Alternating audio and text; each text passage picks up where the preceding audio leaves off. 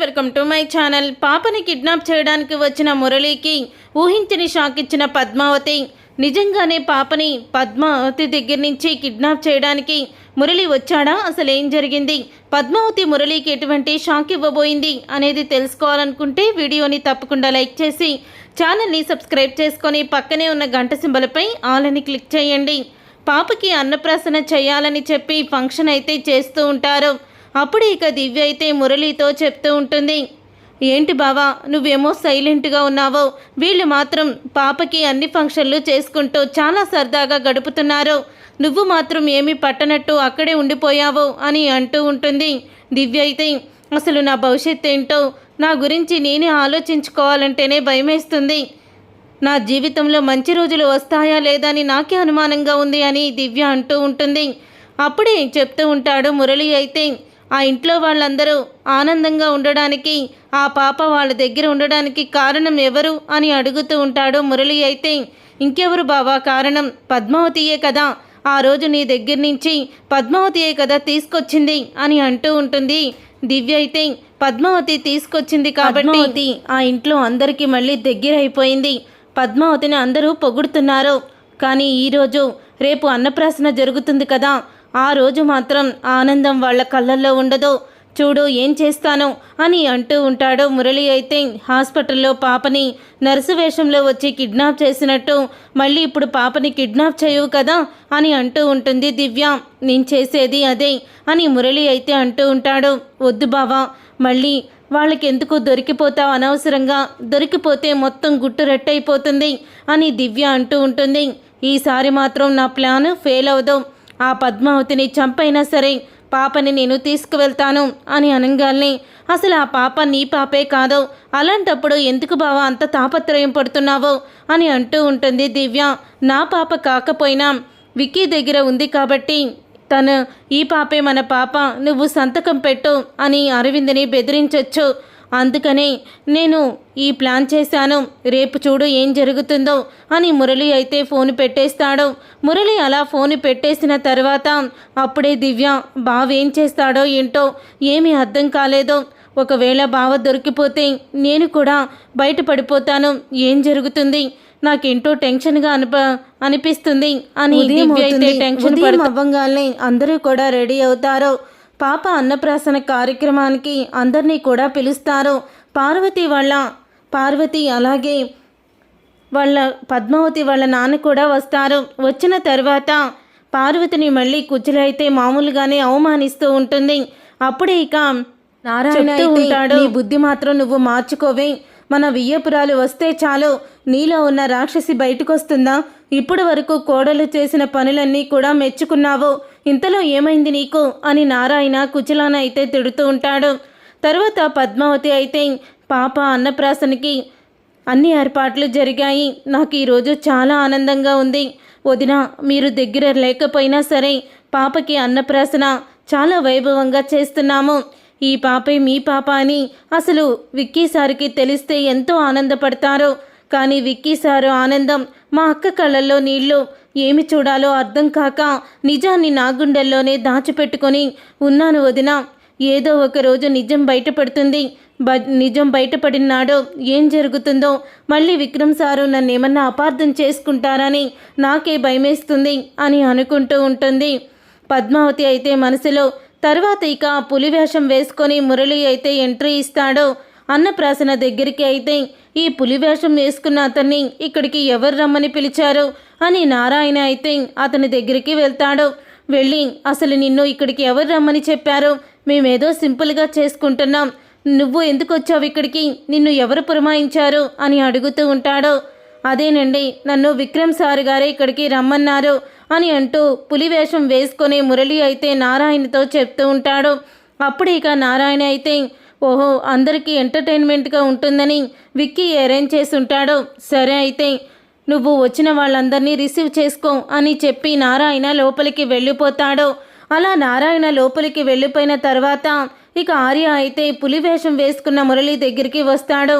వచ్చి ఆర్య అడుగుతూ ఉంటాడు, అసలు మిమ్మల్ని ఎవరు పిలవలేదు కదా, ఎందుకు వచ్చారు, ఈ వేషం వేసుకొని ఇక్కడికి ఎవరు రమ్మన్నారు అని అడుగుతూ ఉంటాడు.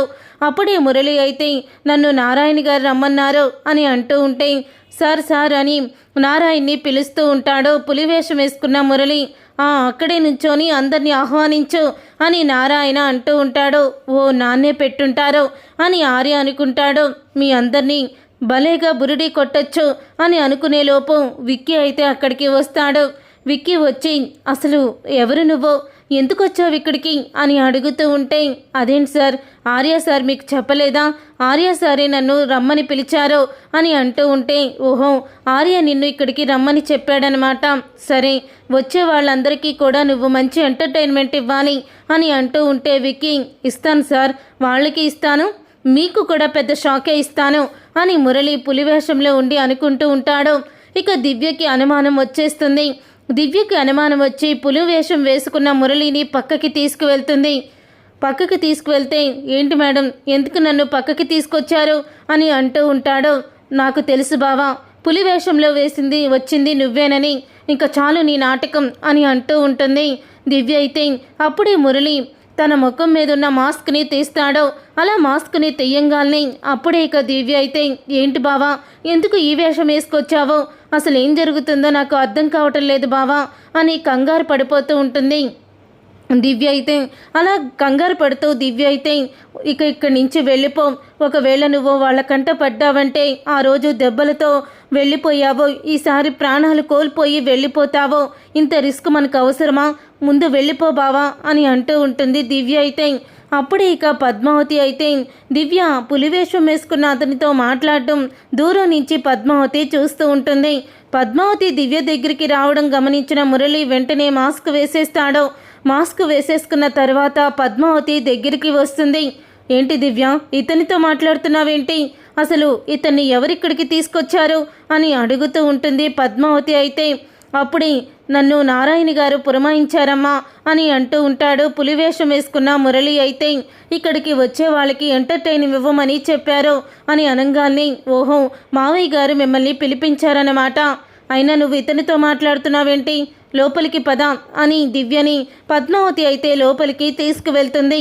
అప్పుడు ఇక పద్మావతి చేతిలో ఉన్న పాపని చూసి మురళి అయితే, పద్మావతి నీ చేతుల్లో ఉన్న పాపని నా చేతుల్లోకి తీసుకొస్తాను, చూస్తూ ఉండు, పాపని ఎలా తీసుకువెళ్ళిపోతాను అని అనుకుంటూ ఉంటాడు మురళి. అయితే ఇక అన్నప్రాసన కార్యక్రమం అయితే జరుగుతూ ఉండగా అక్క కూతురు కూడా నాతో ఉంటే మా అమ్మకి కూడా ఇలాగే అన్నప్రాసన చేసేవాణ్ణి, మా అమ్మ ఎక్కడుందో ఏం చేస్తుందో అక్కకి నేను ఎలాంటి సమాధానం చెప్పుకోవాలో అని విక్కీ అయితే బాధపడుతూ ఉంటాడు.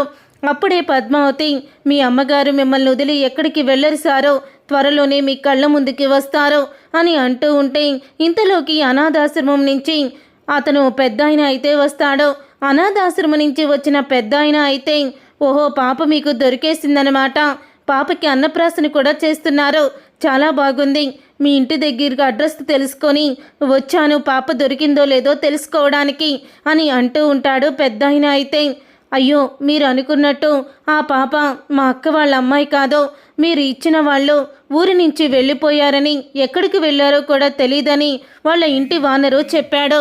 ఇంటి వానరు చెప్పడంతో అప్పుడే ఇంకా మేము కూడా ఆశలు వదిలేసుకున్నాము అని అంటూ ఉంటాడు విక్కీ. వాళ్ళు ఈ ఊళ్ళోనే ఉంటున్నారు, వాళ్ళు వెళ్ళిపోయారని మీకెవరు చెప్పారు అని అనుకునేలోపు అక్కడికి ఆర్య అను ఇద్దరు కూడా వస్తారు. ఆర్య అను ఇద్దరు కూడా అక్కడికి రావడంతో అప్పుడే ఇంకా ఆ పెద్ద ఆయన వాళ్ళిద్దరిని చూసి, అదిగో వాళ్ళిద్దరే కదా పాపని దత్తత చేసుకుంది అని చెప్పేసరికి ఒక్కసారే షాక్ అయిపోతూ ఉంటాడు విక్కీ. అయితే ఇక అప్పుడే పద్మావతి అయితే, అవునండి పాపని తీసుకొచ్చుకున్నాం, ఆయన మీతో జోక్ చేస్తున్నారు, ఆ పాపే ఈ పాప, ఇక మీరు వెళ్ళండి అని అంటూ ఉంటుంది పద్మావతి. అప్పుడే ఇక పెద్దన అయితే సరేనమ్మా వెళ్ళొస్తాను అని అక్కడి నుంచి వెళ్ళిపోతాడు. వెళ్ళిపోయిన తర్వాత పద్మావతిని తీసుకొని పక్కకి వస్తాడు విక్కీ. అయితే ఇక పక్కకి వచ్చి విక్కీ అంటూ ఉంటాడు, అసలేంటి నువ్వు చెప్పేది అంటే ఈ పాప మా అమ్మనా అని అంటూ ఉంటాడు విక్కీ. అవును సారు, ఈ పాపే అరవింద వదినకి పుట్టిన పాప, కానీ ఈ పాపని అను ఆర్యలు అక్క బావ ఇద్దరూ కూడా దత్తత చేసుకున్నారో అటు పెంచిన ప్రేమ ఇటు కన్న ప్రేమ ఇద్దరికి ఎలా దూరం చెయ్యాలో అర్థం కాక నాలో నీలో సతమతమైపోతున్నాను సారు అని పద్మావతి అంటూ ఉంటుంది. పద్మావతి, ఎందుకు నువ్వు ప్రతి విషయంలో కూడా నన్ను ఇలా దూరం పెడుతున్నావు? ఎందుకు ప్రతి విషయంలో కూడా నాకు ఇలాగ తేడా చూపిస్తున్నావు నువ్వు అని అడుగుతూ ఉంటాడు విక్కీ. అయితే ఏమైంది సారు, ఎందుకు అలా మాట్లాడుతున్నారు అని అంటూ ఉంటే, అవును పద్మావతి, నా జీవితంలో జరిగే ముఖ్యమైన విషయాల గురించి అన్నిటిలో కూడా నువ్వు నా దగ్గర నిజాల్ని దాచిపెట్టావు. మన ప్రేమ దగ్గర నుంచి ఈరోజు పాప వరకు నువ్వు చేసే ప్రతి పని మన పతనానికి కారణమయ్యింది. మొదట్లో మా బావ గురించి నాకు చెప్పకుండా నీ మెడలో నేను బలవంతంగా తాళి కట్టినా కూడా విషయం చేసే వరకు కూడా నిజాన్ని బయట పెట్టలేదు. మా అక్క గురించి కూడా నువ్వు చెప్పలేదు. ఆ మురళీగాడు గురించి చెప్పకపోయేసరికి అక్క జీవితమే నాశనమయ్యింది. వాడు ఇలా బెదిరిస్తున్నాడని, ఆస్తిపత్రాల మీద సంతకం పెట్టించుకుంటున్నాడని కూడా చెప్పలేదు. అప్పుడే ఆస్తిని కోల్పోయాను. తరువాత అక్క కనిపించిందని, అక్క గురించి మళ్ళీ వాడు బెదిరిస్తున్నాడని నా దగ్గర ఆ విషయాన్ని దాచిపెట్టావు. దానివల్ల మా అక్క పాప ఇద్దరూ కూడా నాకు దూరం అయ్యారు. ఈరోజు పాపని ఎదురుగుండానే పెట్టుకొని నేను కుమిలిపోతూ ఉన్నా సరే నాకన్నా నిజాన్ని నువ్వు చెప్పలేదు. ఎందుకు నువ్వు ఇలాంటి ముఖ్యమైన విషయాలని దాచిపెడుతున్నావో అని అడుగుతూ ఉంటాడు విక్కీ. అయితే పద్మావతిని అప్పుడే ఇక పద్మావతి విక్కీతో అంటూ ఉంటుంది, సారు, నేను ఇదంతా కావాలని చెయ్యలేదు, మీరు నన్ను అపార్థం చేసుకుంటున్నారు అని అంటూ ఉంటే, అపార్థం చేసుకుంటలేదు పద్మావతి, నీ మీద ప్రేమ కలిగినప్పుడల్లా, నీకు దగ్గరవ్వాలని అనుకున్నప్పుడల్లా ఏదో ఒక విషయంలో నువ్వు నాకు దూరం అవుతూనే వచ్చావో. అసలు నిన్ను నేను క్షమించలేకపోతున్నాను అని అంటూ ఉంటాడు. నువ్వు చెప్పినట్టే పెంచిన ప్రేమని వాళ్ళు మర్చిపోలేరు. కానీ ఇప్పుడు ప్రస్తుతానికి మాత్రం అక్క వచ్చేవరకే ఈ నిజం అనేది దాగుంటుంది. అక్క వచ్చాక ఈ నిజాన్ని నేను బయట పెట్టేస్తాను అని విక్కీ అయితే అంటూ ఉంటాడు. అప్పుడే విక్కీ పద్మావతి ఇద్దరు మాట్లాడుకునే మాటలనైతే వినేస్తాడో. మురళి అయితే మురళి వినేసి అప్పుడే మురళి అయితే అంటే అను ఆర్యలు దత్తత చేసుకుంది నేను ఊహించుకున్నట్టే, నేను అనుకున్నట్టే అరవింద్కి పుట్టిన పాపే అన్నమాట. అంటే ఈ పాపని తీసుకువెళ్ళి అరవింద్ని బెదిరించి ఆస్తి రాయించుకోవాలి, లేకపోతే ఎప్పటికీ నాకు ఆస్తి దక్కదు అని అనుకుంటూ ఉంటాడు మురళి. ఇంతలో ఆర్య అయితే, నాన్న, పులివేషం వేసుకున్న అతన్ని బాగా తీసుకొచ్చారు, బాగా ఎంటర్టైన్ చేస్తున్నాడు అని అంటూ ఉంటాడు ఆర్య అయితే నారాయణతో. అప్పుడే నారాయణ, నేనెక్కడ తీసుకొచ్చానురా, నువ్వే పెట్టావని చెప్పాడు కదా అని అనగానే అప్పుడే పద్మావతికి డౌట్ వస్తుంది. పద్మావతికి అప్పుడు అనుమానం వస్తుంది. దివ్య అతన్ని తీసుకువెళ్ళి దూరంగా మాట్లాడడం, తను వస్తున్నప్పుడు మాస్క్ వేసేసుకోవడం అంతా కూడా గమనించిన పద్మావతి ఆలోచించింది. అసలు వచ్చింది మురళీగాడే అని ఖచ్చితంగా తెలుసుకుంటుంది. తెలుసుకున్న తర్వాత అప్పుడే పిల్లల దగ్గర ఫీడ్స్ చేస్తూ ఉంటాడు మురళి అయితే. చేస్తూ ఉండంగానే అప్పుడే పద్మావతి ఒక పెద్ద కర్రని తీసుకువచ్చి, చూడండి పిల్లలు, ఇలాంటి పులి మన మీదకి వచ్చినప్పుడు మీరేం చెయ్యాలో తెలుసా అని మురళిని ఆ పెద్ద కర్రతో అయితే ఒళ్ళంతా కూడా కొడుతూ ఉంటుంది పద్మావతి. అలా పద్మావతి కొడుతూ ఉంటే అమ్మో అంటూ అరుస్తూ ఉంటాడు.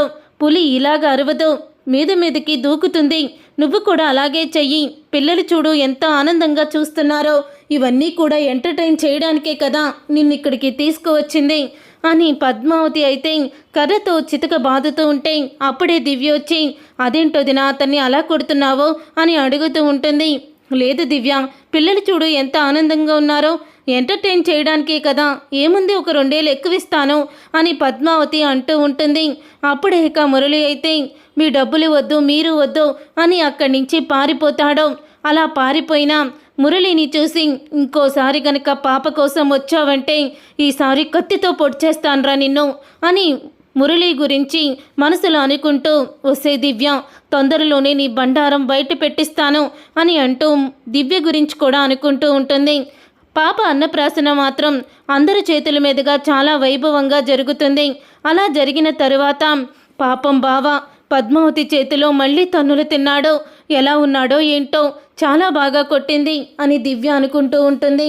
తర్వాత పద్మావతి విక్కీని పక్కకు తీసుకువెళ్ళి, పులివేషంలో వచ్చినవాడో మురళీ సారో పాపని కిడ్నాప్ చేయడానికి వచ్చాడు. మీరు నేను అన్ని విషయాలు దాచిపెడుతున్నానని నా మీద మీరు కోప్పడుతున్నారు. మీకు ఒక ముఖ్యమైన విషయం చెప్పాలి. మీ చెల్లెలు దివ్య ఉంది కదా, తను మురళి మనిషి. ఇక్కడ జరిగేవన్నీ కూడా ఆ మురళికి చేరవేస్తుంది ఆ దివ్యే. కావాల్సుంటే తనని మీరు ఫాలో అవ్వండి, అప్పుడు తన నిజస్వరూపం మీకు తెలుస్తుంది అని అంటూ ఉంటుంది. పద్మావతి అయితే అది విని ఒక్కసారి షాక్ అయిపోతూ ఉంటాడు. విక్కీ అయితే కార్యక్రమం జరిగినంతసేపు కూడా దివ్య ముఖంలో ఆనందం ఉండదు, టెన్షన్ తప్ప. బాబాయ్, మీరెవరినో పులివేషగాడిని పెట్టారని బయట అందరినీ ఎంటర్టైన్ చేస్తున్నాడు అని అనగానే నేనెవరిని పెట్టలేదు, ఆర్య పెట్టాడు అని అంటూ ఉంటాడు నారాయణ. నేను పెట్టలేదు విక్కీ అని అనగానే ఖచ్చితంగా వాడు మురళీగాడే అయ్యుంటాడు. పాపని కిడ్నాప్ చేయడానికి ఇలా పులివేషంలో వచ్చాడు. అందుకని వాడికి బుద్ధి కలిగేలా నేను ఒక పని చేశాను. ఈ పాటికి వాడిని పోలీసులు ఫాలో అవుతూనే ఉంటారు. మరో 24 గంటల్లో పోలీసులు వాడిని పట్టుకుంటారు అని విక్కీ అయితే అంటూ ఉంటాడు. అది విని మురళి ఎక్కడ పోలీసులకి దొరుకుతాడో అని దివ్య అయితే షాక్ అయిపోతూ ఉంటుంది. ఇక దివ్య షాక్ అయిపోతూ బావ పోలీసులకి దొరికితే ఏమన్నా ఉందా, నా గుట్టు కూడా రట్టయిపోతుంది, ఇప్పుడు ఏం చెయ్యాలి అని ఆలోచిస్తూ ఉంటుంది. ఇక దివ్య అయితే ఆలోచిస్తూ దివ్య వెంటనే మురళికి ఫోన్ చేయాలని పక్కకైతే వెళ్తుంది. మురళికి ఫోన్ చేస్తుంది. మన ప్లాన్ ఈసారి కూడా పద్మావతి ఫెయిల్ చేసింది దివ్య. అందరి ముందు నన్ను చితకబాది నాకు నరకం చూపించింది, దాన్ని ఊరికినే వదిలిపెట్టను అని అంటూ ఉంటాడు మురళి. ఇప్పుడు దాని గురించి కాదు బావా నువ్వు ఆలోచించాల్సింది, నీ గురించి నువ్వు ఆలోచించుకో. అసలు ఏం జరిగిందో తెలుసా, అది మామూలు ఆడిది కాదు, పోలీసులకు కూడా వాళ్ళు కంప్లైంట్ ఇచ్చేశారు అని అంటూ ఉంటే పోలీసులకు కంప్లైంట్ ఏంటి దివ్య అని మురళి అడుగుతూ ఉంటాడు. పులివేషంలో వచ్చింది నువ్వేనని వాళ్ళు కనిపెట్టేశారు బావా, అందుకే పోలీస్ కంప్లైంట్ ఇచ్చారట. నీ ఫోటోని అన్నీ కూడా సెండ్ చేసి ఎక్కడున్నా అరెస్ట్ చేయమని చెప్పాడట విక్కీ. అందుకనే పోలీసులు నీ కోసం గాలిస్తున్నారని, నిన్ను 24 గంటల్లో పట్టుకుంటారని విక్కీ అందరి ముందు చెప్తుంటే నేను విన్నాను. జాగ్రత్త బావా, నువ్వు ఎక్కడికైనా వెళ్ళి దాక్కో, పోలీసుల కంట పడొద్దు అని దివ్య అయితే అంటూ ఉంటుంది. పిచ్చి దివ్య, వాళ్ళు ఎందుకు అలా చెప్పారు? నా వెనుక పోలీసులు పడడం ఏంటి? నేను పెద్ద క్రిమినల్ లాయర్ని, నా వెనకాల పోలీసులు ఎందుకు పడతారు అని మురళి అయితే అంటూ ఉంటాడు. ఏమో బావా, నాకైతే చాలా భయంగా ఉంది. అసలు నిన్నిక్కడికి పులివేషంలో రావద్దని చెప్పాను, కానీ నువ్వు వచ్చావు, ఎందుకు బావా ఇలా చేస్తున్నావు అని అంటూ ఉంటుంది. దివ్య అయితే దివ్య అన్న మాటకి అది కాదు దివ్య అని అనగాల్ని, నువ్వు నాకేమీ చెప్పొద్దు బావా, నువ్వు నాకేమన్నా చెప్తే మాత్రం నేను నమ్మాలి కదా. ఎలాగైనా ఆస్తిని అరవింద్ దగ్గర నుంచి తీసుకో, మనం ఇద్దరం పెళ్లి చేసుకొని ఇక్కడి నుంచి వెళ్ళిపోదాం అని ఫోన్ పెట్టేసి వెనక్కి తిరుగుతుంది. అలా వెనక్కి తిరగానే వెనకాలే ఉంటాడు విక్కీ. అయితే విక్కీని చూసి చెమటలు పట్టేస్తూ ఉంటాయి దివ్యకి. అప్పుడు దివ్య అయితే అన్నయ్య నువ్వా, ఎప్పుడొచ్చావు అన్నయ్య అని అంటూ ఉంటే ఆ నీచుణ్ణి పెళ్లి చేసుకోమని, మా అక్క దగ్గర నుంచి ఆస్తి లాక్కోమని, ఇద్దరం పారిపోయి సంతోషంగా ఉందామని ఆ నీచుడితో నువ్వు ఫోన్లో మాట్లాడేటప్పుడే వచ్చాను అని విక్కీ అయితే అంటూ ఉంటాడు. అది కాదు అన్నయ్య, కావాలని నేను వాడితో కలిసున్నట్టు నటిస్తున్నాను. అరవింద్ అక్కని వాడి నుంచి తీసుకురావాలని నా ప్రయత్నం. అందుకని వాడితో స్నేహంగా ఉంటే అరవింద్ అక్క ఎక్కడుందో తెలుస్తుందని నేను ఇలా చేశాను తప్ప నేను వాడి మనిషిని కాదు. ఒకవేళ వాడి మనిషిని అయితే ఇలాగా పేదరికంలో ఎందుకు ఉంటాను? వాడి దగ్గరికే వెళ్ళి జల్సాగా ఉంటాను కదా. నువ్వు నన్ను నమ్మన్నయ్యా అని అంటూ ఉంటే అప్పుడే విక్కీ అయితే దివ్య చంప పగలగొడతాడు. ఏంటి నిన్ను నమ్మేది? ఆ రోజు పాప పాలల్లో నువ్వే మందు కలిపి ఆ మురళీగాడు హాస్పిటల్లో పాపని జాయిన్ చెయ్యంగానే అక్కడికి నర్సు వేషంలో వచ్చి పాపని కిడ్నాప్ చేయడానికి కూడా కారణం నువ్వే. నా కుటుంబం జోలికి కానీ నా అక్క జోలికి కానీ ఎవరైనా వస్తే సొంత భార్యని చూడకుండా పద్మావతిని శిక్షించేవాణ్ణి. అలాంటిది నిన్నెందుకు వదిలిపెడతానే నేను అని అంటూ దివ్య జుట్టు పట్టుకొని బయటికి ఈడుస్తాడో విక్కీ అయితే. అప్పుడే నారాయణ అయితే అసలు నువ్వు మా అన్నయ్య కడుపున ఎలా పుట్టావో, మా అన్నయ్య ఎంత మంచివాడో, అలాంటి మా అన్నయ్య బుద్ధి నీకు ఒక్కటి కూడా రాలేదో. ఆ నీచుడు అంత దుర్మార్గుడని తెలుసుకోడా, నీ అక్క మొగుడని తెలుసుకోడా, మీ అక్కకి అన్యాయం చేసి మా కుటుంబానికి ద్రోహం చేసిన వాణ్ణి ప్రేమించి మళ్ళీ పెళ్లి చేసుకొని పారిపోదామని చూస్తున్నావా అని నారాయణ అంటూ ఉంటాడు. మొన్న నువ్వు ఇంట్లో నుంచి వెళ్ళిపోతూ ఉంటే పాపమని జాలిపడ్డాము, ఇప్పుడు నీ మీద ఆ జాలి కూడా లేదో. అయినా ఇలా ఇంట్లో నుంచి పంపించేయకూడదు విక్కీ, దీన్ని పోలీసులకి అప్పజెప్పాలి అని నారాయణ అయితే అంటూ ఉంటాడో దాంతో ఇక దివ్య షాక్ అయిపోతూ ఉంటుంది. చూసారుగా ఫ్రెండ్స్, రాబోయే కథలో ఖచ్చితంగా ఇలాగే జరగబోతుంది. మరి ఇలాగే జరగాలని మీరైతే కోరుకుంటున్నారా? అయితే వీడియోని తప్పకుండా లైక్ చేయండి, షేర్ చేయండి, కామెంట్ చేయండి. నువ్వు నేను ప్రేమ సీరియల్ అప్కమింగ్ ఎపిసోడ్స్ని టీవీలో కన్నా ముందుగా చూడాలనుకుంటే ఛానల్ని సబ్స్క్రైబ్ చేసుకొని పక్కనే ఉన్న గంట సింబల్పై ఆల్ అని క్లిక్ చేయండి.